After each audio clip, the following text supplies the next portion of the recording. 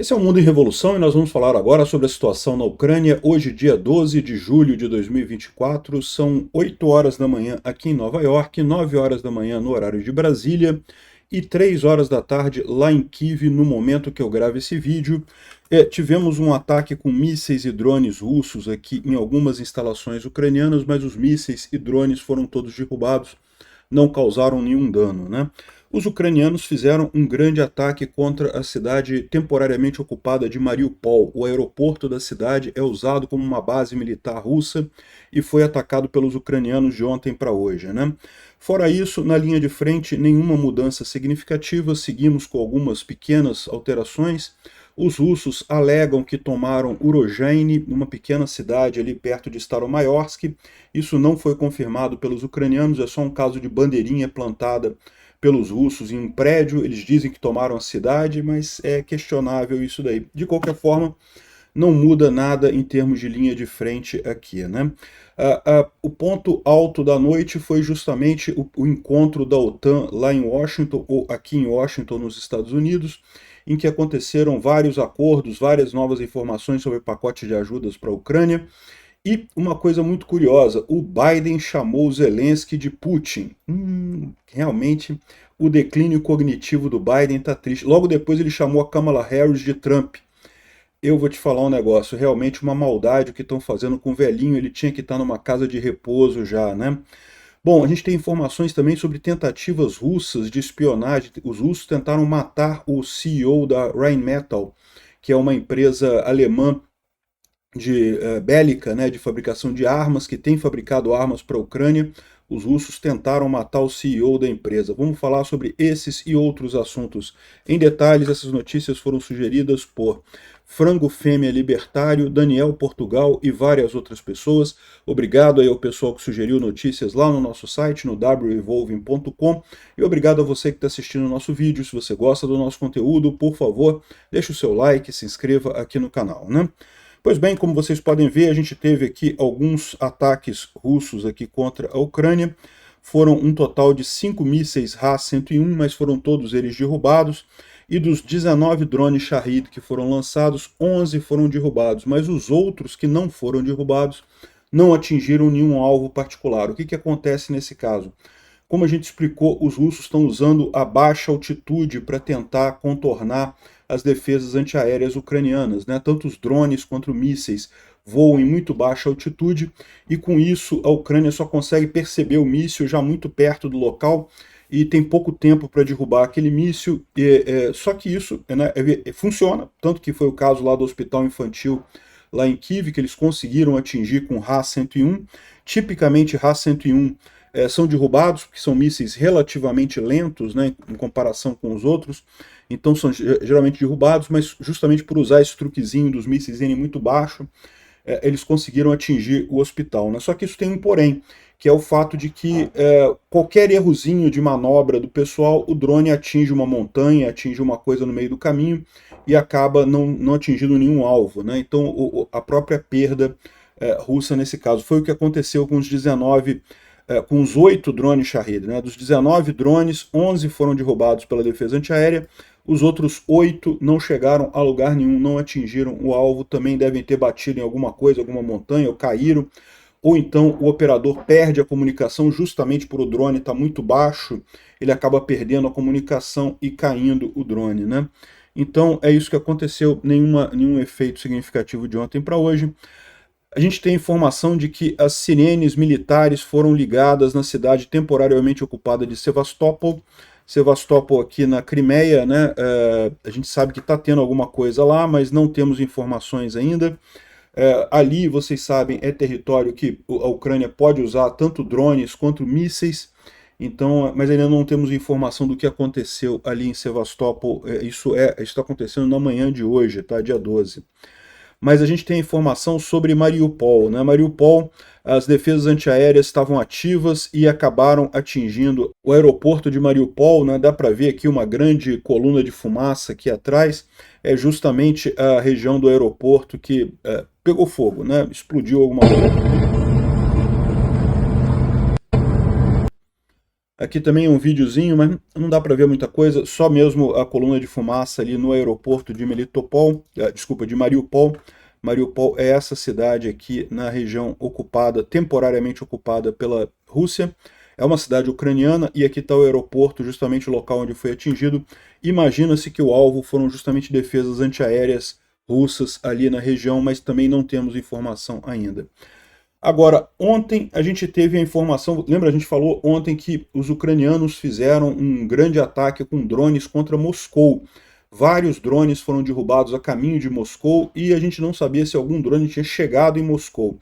E, de novo, a gente não sabe se isso daqui foi causado pelos drones ucranianos, mas uma fábrica de cerâmicas de alta temperatura, são cerâmicas próprias para defesa, para material bélico. Essa fábrica de cerâmica em Rimki está pegando fogo, pegou fogo ontem justamente na hora do ataque ucraniano. Pode ser que seja um dos alvos que foi atingido pelo ataque de drones ucranianos, a gente não tem ainda certeza, pode ter sido um acidente, pode ter sido sabotagem também. Está aqui, ó, tem informação, termocerâmica, que produz cerâmicas térmicas e técnicas, uma companhia lá em Rimki, próximo de Moscou, e está pegando fogo, né? Produz equipamentos para fornos e coisa para material usado para a produção de tanto produtos militares quanto produtos civis, né? Então tá aqui, pode ter sido realmente um alvo do ataque de drones ucranianos ontem, né? Não temos certeza. Alguns estão dizendo que podem ter sido também simplesmente um acidente, né? É relativamente normal as coisas pegarem fogo lá na Rússia, a gente tem acompanhado isso, o padrão de combate a incêndio deles lá não é muito elevado, então pode ter sido só um acidente. De qualquer forma, o fato dessa fábrica estar sem funcionar já ajuda a Ucrânia de uma forma ou de outra, né? Bom, e teve também um incêndio na cidade de Sochi, né? A cidade de Sochi é uma cidade aqui no sul da Rússia, Sochi aqui no sul da Rússia, próximo aqui da Geórgia, né? Nessa região aqui. Houve um incêndio ali no tribunal da cidade, olha só. Teriam sido partisãos que botaram fogo no tribunal lá em Sochi. Eles dizem que são um movimento Kuban. E toda a região que inclui Sochi é a República Popular de Kuban, que teria sido anexada pelos russos em 1920. Ou seja, são pessoas que moram ali na região, que são considerados, entre aspas, cidadãos russos, mas que na verdade têm a sua identidade como cubanos, né, ou Kuban, e estão querendo aí brigar com os russos. Fizeram um ataque de sabotagem ali contra o tribunal ali na cidade de Sochi, né? Então isso aqui não tem nada a ver com os ucranianos, mas só mais um grupo que está lutando contra os russos, né? E é curioso esse tipo de coisa, porque é um dos pontos que a gente fala, né? À medida que a Rússia vai se afundando nessa guerra completamente, que a economia vai quebrando, que as forças de segurança russa começam a estar totalmente comprometidas, porque milhares de soldados russos morreram na guerra e a produção de equipamento está toda voltada para a guerra, e já começa a ter falta de bombeiros na Rússia, falta de pessoas para fazer reparos, falta de um monte de coisa, porque está indo todo mundo sendo lançado no moedor de carne lá da guerra. Aí você começa a ver surgirem esses movimentos de independência dos países, né? A Rússia é um país expansionista, né?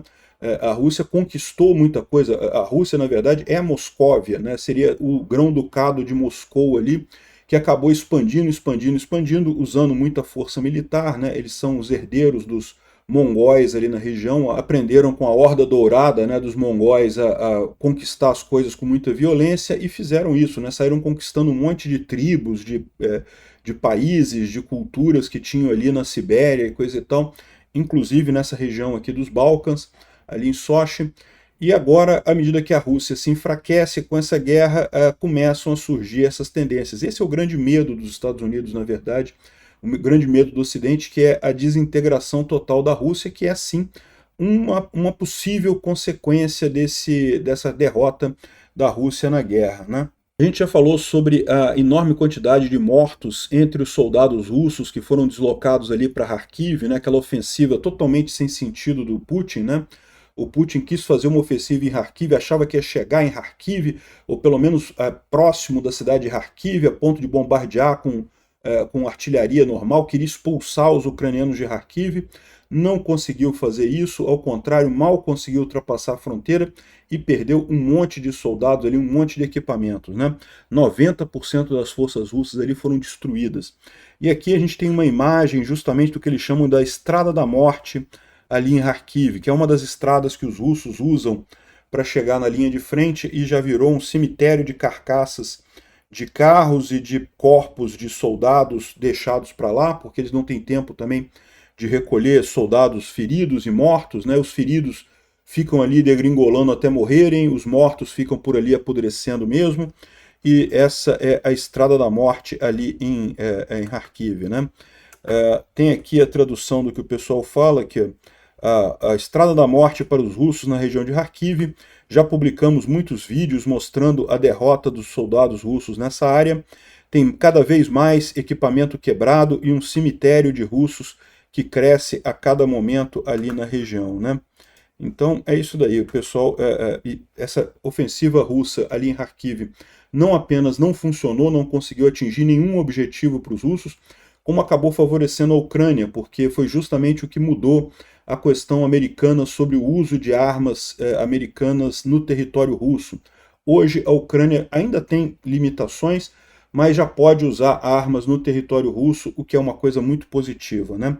O Zelensky, a gente vai falar sobre isso daqui a pouco, o Zelensky está tentando expandir essa possibilidade de uso de armas americanas no território russo pelos ucranianos, né? Bom, agora aqui a gente tem uma informação, esse videozinho aqui foi liberado pelos russos e mostra uma bandeirinha russa sendo colocada numa ruína aqui, e segundo os russos, isso daqui é Urozhaine. Então, Urozhaine teria sido tomada pelos russos aqui. Urozhaine fica nessa região aqui, ó. Urozhaine fica nessa região aqui, né? Staromayorsk, uma parte dela já está tomada pelos russos. Os russos têm feito contraofensivas aqui porque os ucranianos estão naquela proposta de preservar forças, preservar equipamento, preservar pessoal, justamente para uma grande contraofensiva mais adiante. Não adianta fazer contraofensiva agora, não adianta tentar se apegar a pequenas cidadezinhas. A cidade está totalmente destruída, não tem mais nada lá, não tem mais civil nenhum lá. Isso aqui são cidades pequenas que já foram totalmente dizimadas, destruídas. Então não tem por que lutar por essas cidades. Não sei se os russos de fato tomaram Urozhaine, né? A imagem que eles mostram aqui, na verdade, isso não quer dizer muita coisa. Quer dizer que eles tomaram um prédio ali no centro da cidade. Mas tem um pedaço enorme da cidade aqui que ainda está controlado pelos ucranianos, né? Enfim, essa é a situação aqui na linha de frente, nenhuma grande mudança. Teve mais um ataque ucraniano contra um lançador de foguetes russos aqui, né? Um Tor, que é um grande lançador de foguetes aqui, uma defesa antiaérea, coisa e tal, e os ucranianos, o Tor tentou atingir o drone ucraniano aqui, né? É um sistema de defesa antiaéreo, então lançou um míssil, e o míssil realmente chegou bem perto do drone ucraniano aqui. Olha o míssil passando aqui, ó, do ladinho do drone ucraniano, mas não atingiu o drone ucraniano. Aí o pessoal brincando com Matrix aqui, né, do Matrix se desviando das coisas. E aí depois o drone chamou artilharia em cima do ponto lá do Tor, e a artilharia ucraniana acabou destruindo completamente o Tor ali na região, né? Ali, ó, atingiu em cheio o Tor aqui. O drone estava fazendo justamente a correção da artilharia ali na região, e mais um equipamento russo destruído ali. Desculpa, não foi com artilharia, não, foi com HIMARS. Fizeram justamente o ataque com HIMARS em cima desse Tor russo, né?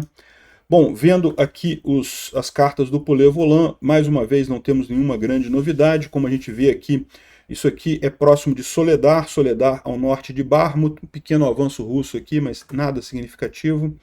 Aqui na região de Torezk, New York e coisa e tal, a gente pode ver aqui o estrago que foi feito pelos russos, mas de ontem para hoje não teve nenhuma mudança. De qualquer forma, como nós dissemos, né, aqui deve haver mais avanço russo aqui, até os ucranianos conseguirem reorganizar a defesa nessa região aqui. Devem haver mais avanços russos nos próximos dias, né? Mas de ontem para hoje não teve nenhum avanço. E aqui, finalmente, na região de Ocheretny, mais um pequeno avançozinho aqui também, que nenhuma mudança. Ou seja, continua basicamente a mesma visão que a gente teve aí nos últimos dias.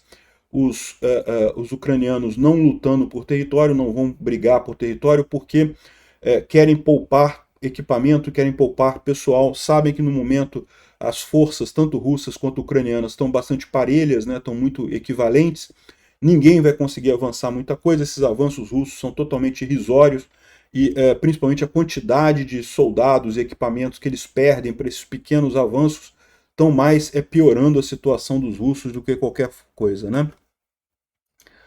Bom, o Instituto para Estudo da Guerra traz algumas informações aqui, por exemplo, sobre a tentativa de assassinato de figuras notáveis na indústria bélica europeia, né? Então está aqui falando sobre isso. O caso foi esse daqui, ó, o CEO da Rheinmetall.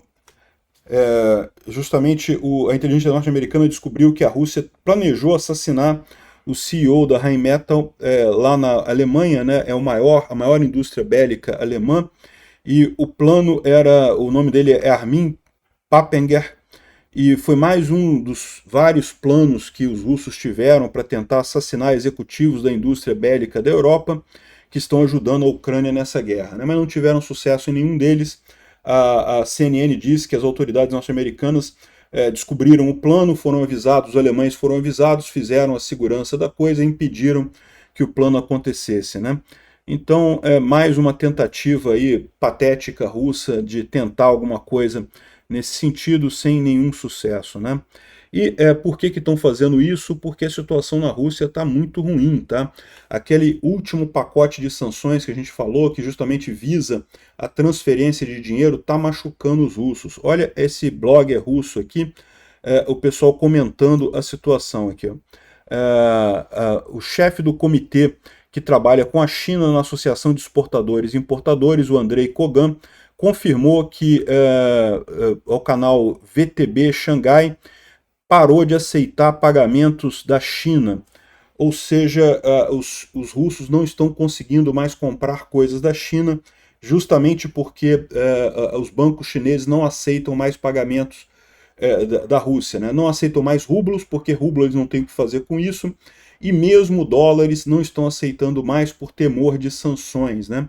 Então tá aqui, ó, outra mensagem. Na Manchúria, Manchúria é essa parte da China aqui, essa parte norte da China aqui, também sul da Rússia, né? Toda essa região aqui é chamada de Manchúria, já pertenceu ao Japão, já pertenceu à China, já pertenceu à Rússia, enfim. E aqui ele coloca aqui, na Manchúria, as companhias de transporte estão parando de aceitar novos cargos com destino à Rússia, porque os chineses não podem mais aceitar pagamentos. De acordo com pessoas internas, o VTB Xangai não sabe o que fazer com os rublos. Não aceitam mais rublos como pagamento, porque não sabem o que fazer com os rublos, né? É o que eu falo para vocês, no final das contas, essa questão de moedas, de você estabelecer canais de moedas, não tem nada que impeça. Por que temos que usar o dólar para compras internacionais? Na verdade, não tem. Se os dois lados concordarem em usar qualquer outra moeda, não tem problema nenhum. A grande questão é que, tipicamente, as pessoas querem receber em dólar. Por quê? Porque o dólar elas podem usar em qualquer lugar do mundo. Receber em reais, ou em yuan, ou receber em rublo, ou em qualquer outra moeda, você fica limitado. Onde é que você vai gastar aquela moeda? Você só consegue gastar naquele país. Então acaba sendo um dinheiro de menor qualidade, né? E houve uma época em que ainda se conseguia trocar rublos por dólares no mercado. Só que isso não acontece mais, né? Devido às sanções americanas, quem recebe em rublo morre com o rublo na mão, não consegue usar, só consegue comprar coisas na Rússia. E não tem muita coisa para se comprar na Rússia, a Rússia está totalmente quebrada, né? Então, esse é o problema, que nem as companhias de transporte aceitam mais carga para a Rússia, e por causa disso, parece que tem um monte de pagamento acumulado, não conseguem mais comprar coisas na China, né? Uma situação bastante complicada para a Rússia, como a gente está vendo, a economia está degringolando muito rapidamente lá na Rússia. Além do caso da Rheinmetall, né, da tentativa de assassinato da Rheinmetall, do CEO, também teve 2 russos que foram detidos na Austrália por suspeita de espionagem, né? Um casal chamado Korolyov. O casal Korolyov morou na Austrália por 10 anos e conseguiram obter cidadania australiana, né? E de acordo com a ABC, a Kira Korolyov, que é a mulher, né, chegou a trabalhar no exército australiano por vários anos como especialista em TI, e teve acesso a informações confidenciais. Quando ela estava na Rússia, ela pediu ao marido para logar na sua conta de trabalho, na casa deles lá em Brisbane, e o homem acessou informação classificada e mandou isso para a esposa na Rússia, para entregar a autoridades russas, né? Então, isso foi o crime deles. Eles foram detidos e vão enfrentar 15 anos de cadeia por espionagem, né? Bom, temos informações do treinamento de ucranianos na Polônia, né?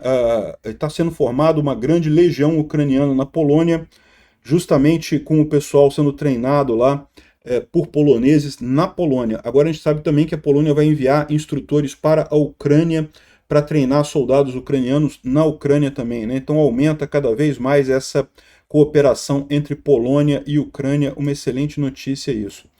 Também tivemos um anúncio de um novo pacote de armas para a Ucrânia de 225 milhões de dólares, que inclui uma bateria Patriot, munição para Nazam, e mais um monte de coisa, HIMARS, enfim, um monte de coisas interessantes aqui, mais um pacote de ajuda para a Ucrânia, muito bacana, né? E isso foi justamente no momento lá da reunião da OTAN, em que teve uma cena constrangedora, realmente, o momento que o Biden chamou Zelensky de Putin. Vamos ouvir aqui para você entender. Essa imagem aqui mostra o Biden, né, falando, e a reação do Zelensky. O Zelensky não está perto do Biden, não, está mais ou menos longe ali, né? E lógico que ele reage quando é chamado de Putin, né? Now I want to hand it over to the president of Ukraine, who has as much courage as he has determination. Ladies and gentlemen, President Putin. We're going to beat President Putin. And now I want to hand it over to the president of Ukraine, who has as much courage as he has determination. Ladies and gentlemen, President Putin. Zelensky ficou com cara de bunda ali, né? O Biden, depois o Biden voltou e se corrigiu, falou: não, eu falei Putin, não, lógico que não, né? O Putin, o presidente Zelensky é quem está batendo no Putin, quem está ganhando do Putin, não sei o que lá, corrigiu, voltou atrás e coisa e tal. Mas mais um episódio que ficou feio pro Biden, né? Porque ele está sendo questionado por questão da capacidade mental dele. Olha só, trocar nome de pessoas, eu faço isso aqui de vez em quando, né? É uma coisa que acontece com todo mundo, não é uma coisa tão crítica assim no final das contas, mas nesse momento em que o Biden está sendo muito questionado por conta da performance dele no debate com o Trump, né? Mais esse escorregão, mais essa gafe, ficou estranho para o Biden isso daí, né? Aí depois dessa gafe, o Zelensky falou lá, né, e falou que, olha só, sabemos de onde eles nos atacam, sabemos onde estão as bases, de onde saem os aviões, e se eles nos atacam desses locais e matam nossos filhos no hospital, é uma pergunta maluca, por que não podemos responder e atacar especificamente essa base militar, né? Ou seja, a Ucrânia continua se debatendo com essas limitações impostas pelos aliados. Os Estados Unidos prometeram reavaliar essa questão, né, mas ainda não temos uma posição sobre se realmente a Ucrânia vai ser liberada para atacar bases aéreas russas, né? Um discurso bastante tocante do Zelensky lá, né? E ele também mandou um recado pro Orbán, né? Um recado pro Orbán que, diga-se de passagem, valeria pro Lula também, tá? Aqui, ó. Com todo respeito para todos os países, grandes e pequenos, mas nós temos que entender que nem todos os líderes podem fazer negociações de paz. Você precisa ter algum poder para isso, né? Foi uma indireta para o Orbán, que recentemente foi na Ucrânia, depois foi em Moscou, depois foi na China, foi não sei aonde, para tentar fazer uma negociação de paz, mas o fato é que não existe isso, né? É a mesma história do pinguço corrupto aqui do Brasil, do Lula, tentar achar que ele vai resolver o problema. Não vai, né? Você precisa ter um peso na geopolítica mundial para conseguir fazer alguma coisa desse tipo, né? O Brasil faria muito de ajudar se simplesmente se posicionasse do lado certo, né? Colocasse que, olha só, a Ucrânia foi agredida, a Rússia é o país agressor, então a Rússia tem que ser punida pelo que está acontecendo. Bastava isso para já melhorar muito a posição diplomática do Brasil no mundo, né? Querer resolver o problema como se fosse como o pinguço corrupto falou de, não, vamos sentar num bar, numa cervejinha e resolver o problema da guerra. Não vai resolver problema nenhum desse jeito, né? Um absurdo isso. Mas o recado do Zelensky foi mais pro Orbán, no final das contas, né? E teve também um vídeo que o Zelensky publicou com os encontros todos lá, com todos com os políticos americanos, inclusive o pessoal do republicano, né, o Mike Johnson, e os líderes europeus e da Turquia, falando que nós estamos fazendo todo o possível para que o terror russo perca essa guerra. E não é só o nosso Estado que precisa disso. Todos os Estados, todo mundo precisa disso. Cada parceiro, todas as pessoas. E eu quero agradecer a todo mundo que apoia a Ucrânia. Agradeço a vocês pelas importantes decisões que têm mantido, que têm protegido vidas lá na Ucrânia, né? Então, muito bacana aqui o vídeo que o Zelensky colocou aí, resumindo a participação dele nessa cúpula da OTAN lá em Washington, né? Bom, e depois da gafe dele confundir o Zelensky com o Putin, o Biden deu uma entrevista coletiva, né, logo em seguida da OTAN, e confundiu a Kamala Harris com Donald Trump. Ou seja, realmente chega a ser uma maldade o que estão fazendo com o velhinho, né? Não é culpa do Biden, a idade chega para todos nós, cara. Não tem esse negócio não, né? É uma maldade realmente, coitado do cara, né? E, bom, também teve uma conversa com o presidente turco, com Erdogan, que é muito interessante. Eles estão preparando para fazer uma conferência na Turquia destinada à segurança alimentar, né? A segurança alimentar é muito importante não só para a Turquia, como para vários países ali no Oriente Médio. Esses países são grandes importadores de grãos, né? E essa guerra prejudica muito esses países, né? Mas aparentemente o Zelensky quer fazer uma coordenação com eles justamente para garantia da segurança alimentar ali na região, né? Obrigado por assistir o vídeo até o final. Se gostou do conteúdo, não esqueça de deixar o seu like, isso ajuda o canal a crescer e a chegar para mais gente. Se não gostou, deixe o dislike e explique nos comentários como podemos melhorar. Comente também sugestões de temas que podemos trazer por aqui. Comentários insultuosos ou defendendo ditaduras e criminosos de guerra serão sumariamente bloqueados. Agradeço a compreensão. Se ainda não é inscrito no canal, considere se inscrever clicando no botão inscrever-se abaixo e marcando a campainha para todos os avisos. Se quiser ajudar o canal, veja no nosso site como você pode fazer isso.